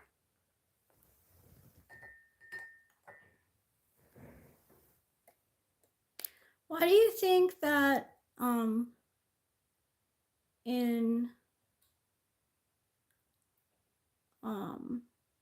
Wall Street, they have a statue of a bull, not a bear. Because Bulls. the bull market is a good thing. Ah. Bear market is a bad market. Oh. Why are you thanking Donald Trump, David? Did he get you a present? Did he send you a poinsettia for the holidays? Yes, Rachel does look good without makeup. But she likes makeup. So she looks good with makeup too, and she likes to put it on. So just let her do her. The bear market celebration is in San Francisco. I don't think anywhere celebrates the bear market.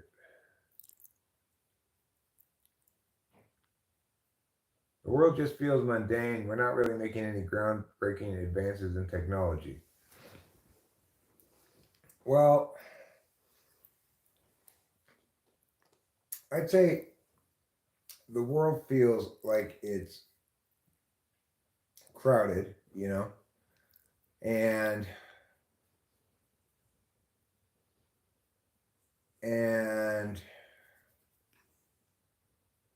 like maturing, kind of, in the sense that you imagine like the 60s of Europe, that my parents went and gallivanted around Europe in the 60s. You imagine a world where the population is dramatically lower than it is now, where there's, you know, like Americans make a shit ton more money in terms of actual buying power then than they do now.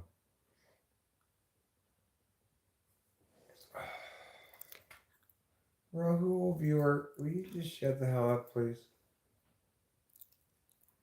I'm like not even doing anything. Like what I'm doing to my face, I agree about the foundation, but like right now what I'm doing is so low key. You'd think we'd be using hovercraft vehicles regularly by now. Well, I think what we did instead was vastly increase the amount of remote engagement people do, you know? Mm-hmm. Which I think is a good thing in terms of convenience, but it has its harms in terms of socialization and stuff. Marcus Aurelius, hello, how are you? Won't you tell me your name?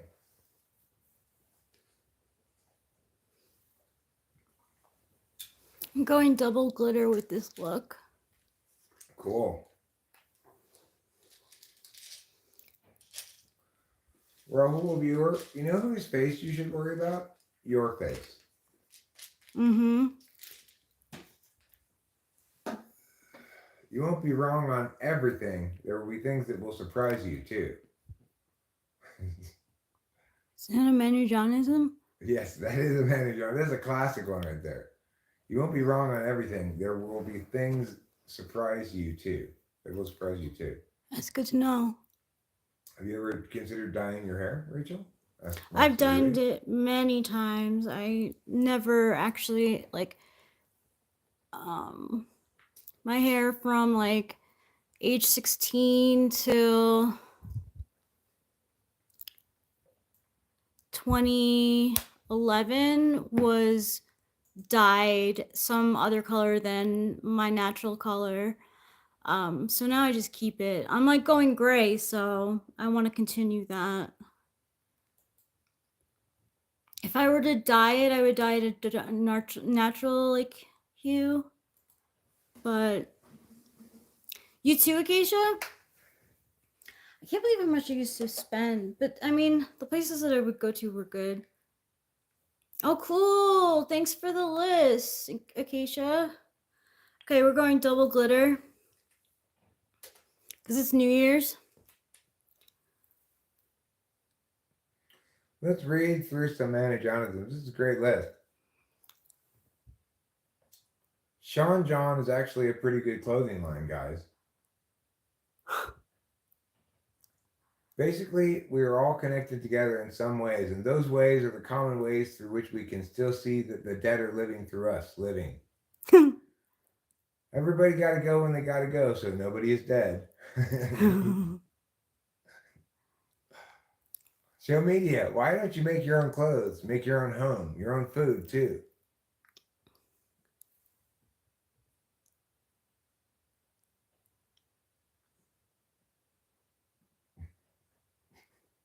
An atheist is as much as theist than a theist is not as much as an atheist. every lie is white lie until someone paints it black. I used to dye it myself all the time too. No, we're not going to dye the furniture. It's already black. If you go to watch a game, would you buy a ticket for yourself or would you buy tickets for everyone, whoever wants to watch the game? Good question. Alex Grant asks a good question too. Why is Elon Musk living at Mar-a-Lago? I don't know. I didn't know he was. Probably he's, wanting to be close to his government job and Trump in some way. I don't know. Happy New Year, Cindy Prim. Happy New Year, Cindy Prim. I'm doing double glitter for... If you want to be self-aware, then just become a dog or a cat. Good instructions. Like a train needs a track to run on, so what do we need before we can think?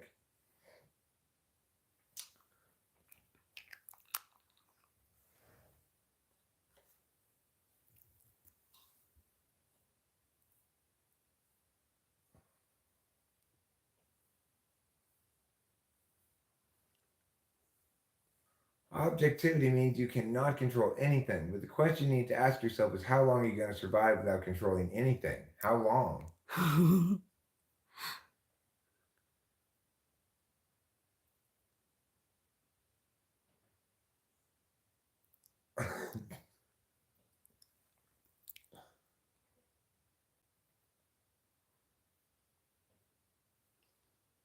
Excellent work, Mary John. Excellent work. Why'd they take away the stuffed crust? I thought that was a big selling point for them. Maybe people burn their mouth on the melted cheese. That could be. They didn't want to get sued. Hi, Winston's mom. Happy Canoe Year. Happy Canoe Year, Winston's mom. Thank you. My name is Rachel. Please don't call me babe. My husband is here with me. That's me. I'm her husband. His name is Eric. My name's Eric, and I'm her husband. He also goes by host Derek. Yes, I do. I ordered Domino's pizza and found out they don't have stuffed crust. My life is over. I like it when they do this over on Charlotte's channel. They do makeup tutorials on Charlotte's channel, huh?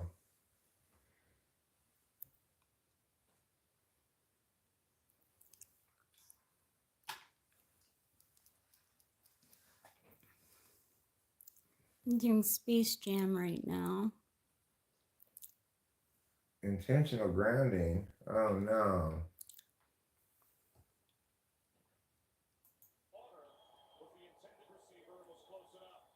Come on, Boise State. Let's put up a fight. Come on, here. Boise State. Let's make a game of this. Yeah, let's make a game of this. Don't just be stinky, lie down and die team.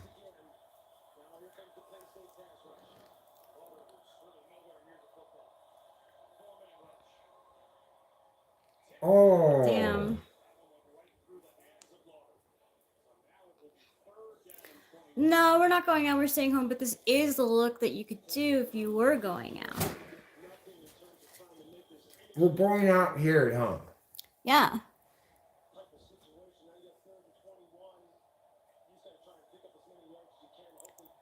This is Callie Ray. Come hell or high water. Tubing mascara.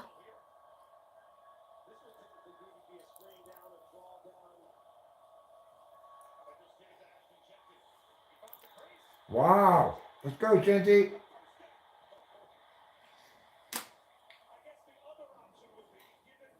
That's a big first down. Oh, a long third down.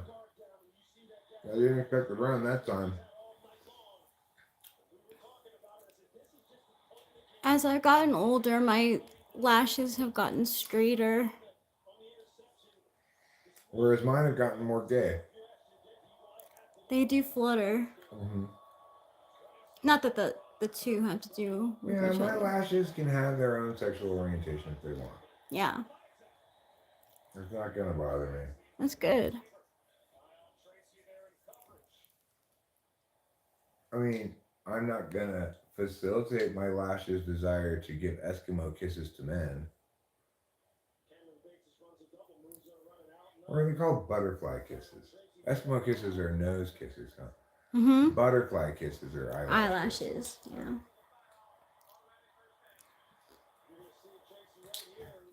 Well, that's what you call defensive holding. Yeah, you were cooked Nice and you use found of them. cooked. Now I'm using Merit's lip oil and Marrakesh. Oh, I should do my blush next, but it doesn't matter.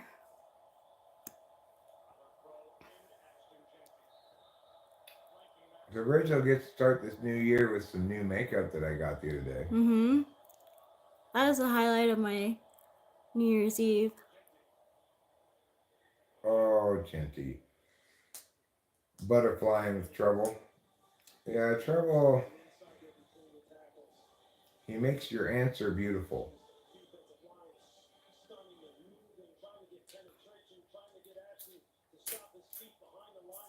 I want to give you a challenge. If you have guts, then spend a week without using makeup. I don't wear makeup that much. This is like a fucking just have fun times tutorials, not even. Yes, Justin, she's married to me. Yep. This is Eric, aka host Eric, of Talking with Famous People. Mm-hmm.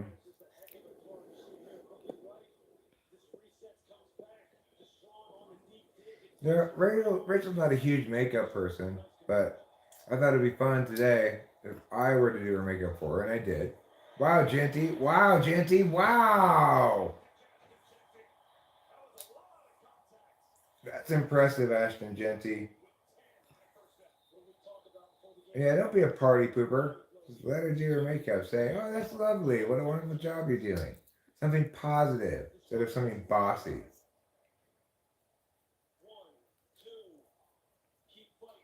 I do like to play with makeup. But I don't always do it because you have to take it off and it's a bitch to take off. Don Lennon and Chris Cuomo used to talk about their close friendship. The other day, someone in chat asked Don Lemon if he was still close to Chris Cuomo. He simply shook his head and replied, no. Mm. Who's Chris Cuomo? He was governor of New York, right? I think, isn't it Mario Cuomo? Yeah. Is Chris Chris Cuomo Cuomo his was kid? some. Is that his kid, maybe? Maybe. I don't know.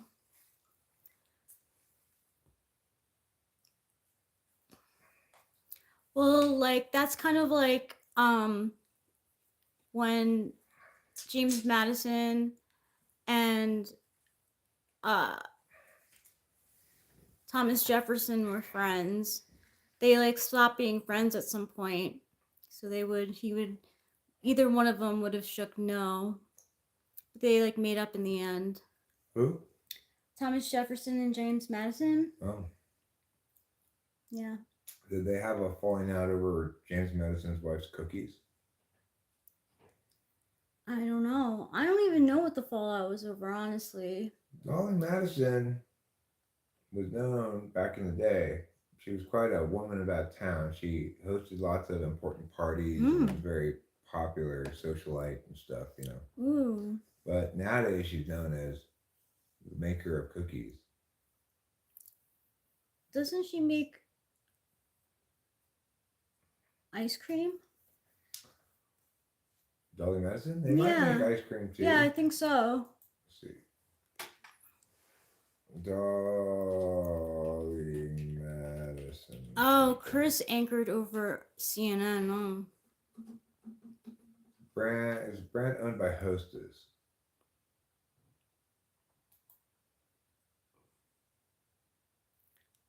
They have donut gems,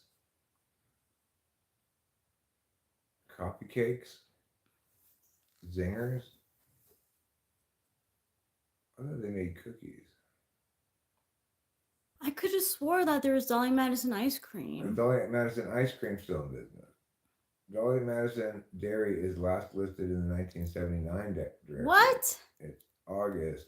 And even No though you can't buy your way. favorite Dolly Madison flavor anymore, enjoy a scoop of this frozen treat.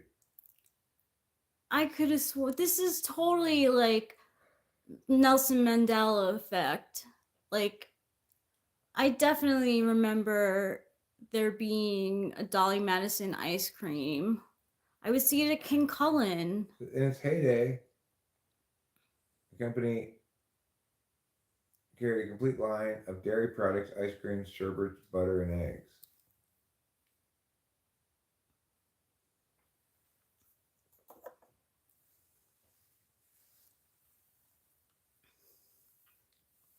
Dolly Madison has a long-standing association with ice cream, and there are several stories stating that oyster ice cream was her favorite. Well, so, I mean, I don't know. Apparently, they do have a lot to do with ice cream, but I don't see how you could remember that. Oregon is winning it all. I don't know. I swear, like I remember having it as a kid. Nice run. Yeah. Nice job. Good job, Boise State. I don't remember the two O's. I just remember it as Fruit, I guess. You know. I remember. I don't know what I remember. All right, Boise State down by 10. They've gotten the ball to the 11-yard line of Penn State. They're threatening, but he's about to get sacked, and down he goes at the 21-yard line. They lost 10 yards on that play. This is my New Year's look. You look fantastic. I like the sparkles, the whole Thanks. 9 yards. You look, ready for a night on the town with tuxedos and dancing. Thanks.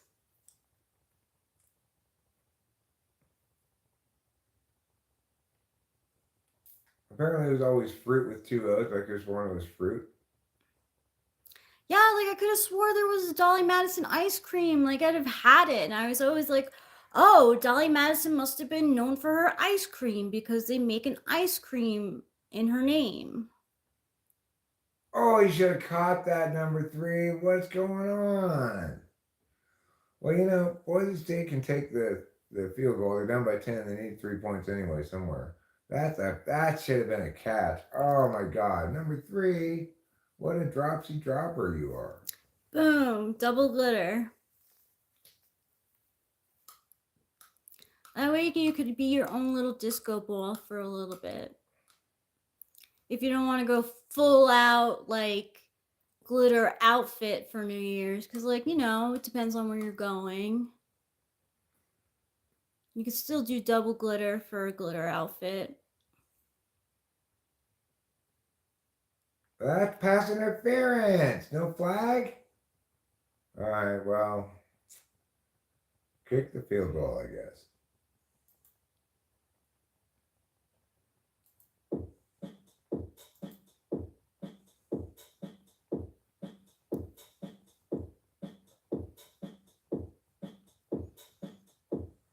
Choco tacos were always like such a popular thing on actually everything that was in an ice truck, ice cream tub. Truck.